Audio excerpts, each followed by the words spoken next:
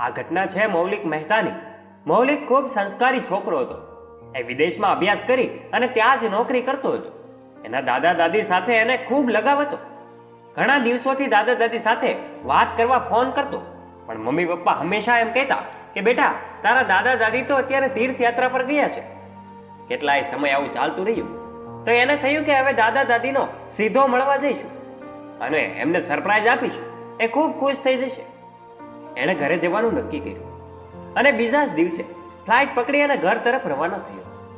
લાંબા હવાઈ સફર બાદ એ એરપોર્ટથી ઘર તરફ જઈ રહ્યો હતો. એરપોર્ટથી એનું ઘર ખૂબ નજીક હતું. ચાલતા ચાલતા એ જઈ રહ્યો હતો અને ત્યાં અચાનક રસ્તાની બાજુમાં આવેલા એક મંદિરની સીડી પર એક વૃદ્ધ બેઠેલા દેખાયા, જે એના દાદા જેવા લાગ્યા.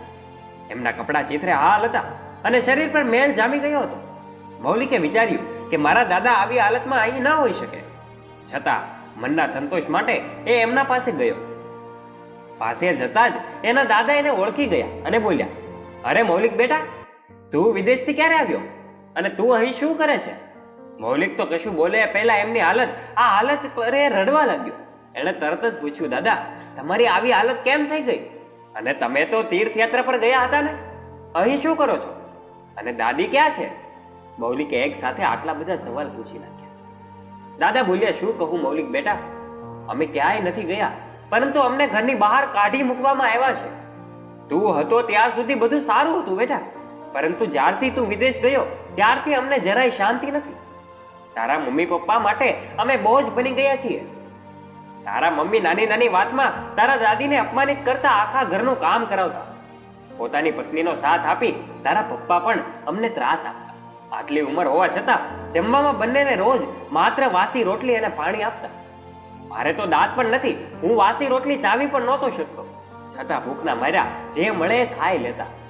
તું ગયો ત્યારથી કપડાં પણ ચિત્રે હાલ થઈ ગયા છે બેટા, એના એ જ કપડાં અમે પહેરીને રાખતા. એકવાર મને ખૂબ તાવ આવ્યો હતો બેટા, આખું શરીર તાવથી તપી રહ્યું હતું. તારા દાદીએ જ્યારે તારા મમ્મી પપ્પાને દવા કરાવવાનું કીધું તો એમણે તરત ના પાડી દીધી અને કહ્યું કે અમારે કોઈ વધારાના રૂપિયા નથી કે તમારા પાછળ ફાલતુ ખર્ચ કરીએ. બાળપણમાં બીમારીઓ આવતી રહેશે, એમ થોડી રોજ તમારા દવામાં રૂપિયા બરબાદ કરવાના છે. એ જ દિવસે એવી હાલતમાં મને અને તારી દાદીને ઘરની બહાર કાઢી મૂક્યા. એ લોકોને અમારા પર જરાય દયા ન આવી. બીમાર હાલતમાં હું અને તારા દાદી ભૂખ્યા તરસ્યા ઠેર ઠેર ભટક્યા. છેલ્લે આ મંદિરે આશરો લીધો. આ બધું સાંભળીને મૌલિકની આંખો ભરાઈ આવી અને રડતા રડતા એને દાદાને ભેટી પડ્યો. ત્યારબાદ એણે પૂછ્યું, દાદા, દાદી ક્યાં છે? દાદા બોલ્યા, એ ખાવાનું માંગવા ગયા છે. જે કંઈ ભીખમાં મળે એ ખાઈને દિવસો પસાર કરીએ છીએ. મૌલિક બોલ્યો, દાદા, તમારે આવી પરિસ્થિતિમાં રહેવાની કોઈ જરૂર નથી. એ ઘર તમારું છે, મારા મમ્મી પપ્પાનું નથી. આખું જીવન મહેનત કરીને તમે એ ઘર બનાવ્યું છે. તમે શું કામ ઘરની બહાર રહો? એટલામાં દાદી આવ્યા તો મૌલિક બંનેને લઈને ઘરે પહોંચ્યો.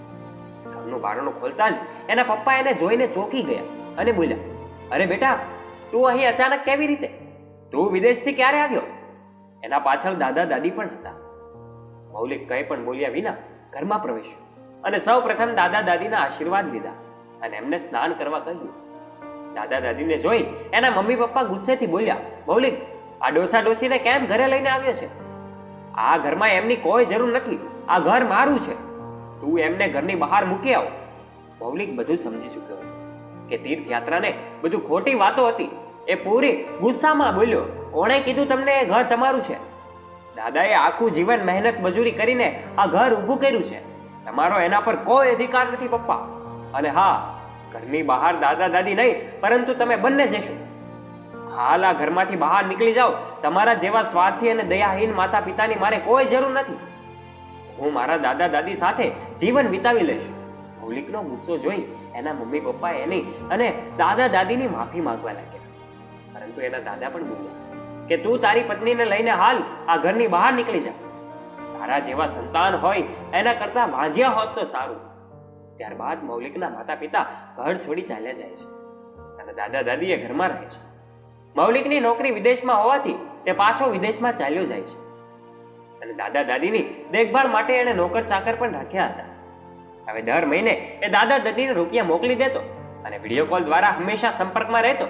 મિત્રો, જે રીતે સમય ચાલી રહ્યો છે, અમુક વખતે વૃદ્ધ લોકોએ પણ એમનો સ્વાર્થ વિચારીને નિર્ણય લેવા જોઈએ અને અને જેથી કરીને એમને પછતાવાનો વારો ન આવે. મિત્રો, શું તમને આ વિડીયો ગમ્યો? અને જો આ સંવેદનશીલ વિડીયો તમને ગમ્યો હોય તો આ વિડીયોને લાઈક અને શેર અચૂક કરજો.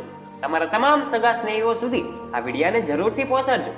અને મારા આવા જ નવા રસપ્રદ અને પ્રેરણાદાયક સ્ટોરીઓ સાંભળવા માટે અત્યારે સબસ્ક્રાઇબ કરજો અમારી ધ ડીએ મોટિવેશન નામની યુટ્યુબ ચેનલને અને નીચે રહેલી બેલ આઇકન અચૂક દબાવજો, જેનાથી અમારા અવનવા વિડીયોની નોટિફિકેશન્સ આપના સુધી પહોંચતી રહે. અને હા, વિડીયોને અંત સુધી જોવા બદલ તમારો ખૂબ ખૂબ